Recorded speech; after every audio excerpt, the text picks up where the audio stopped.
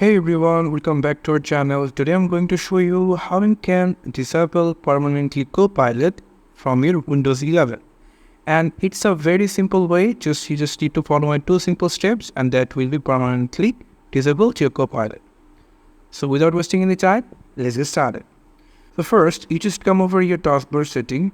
By the way, you can see over here that Copilot is showing over here.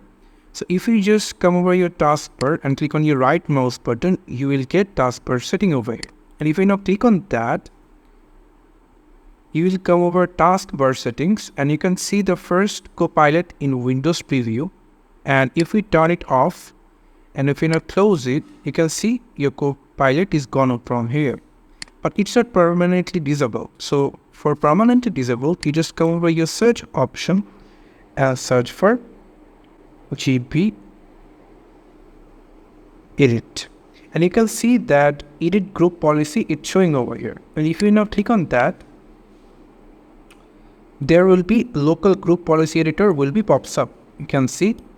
So if we now open it and then come over that administrator templates, before that you just need to come over user configuration options and then you just need to come over administrative templates.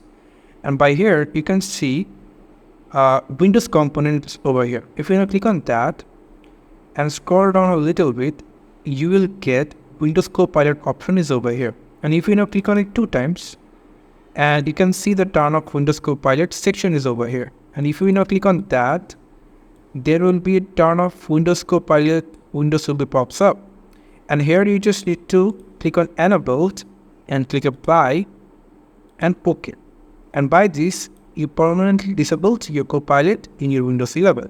And so you just need to make sure that after turning it off, you just need to do a restart. And then your Copilot is permanently deleted from your Windows 11.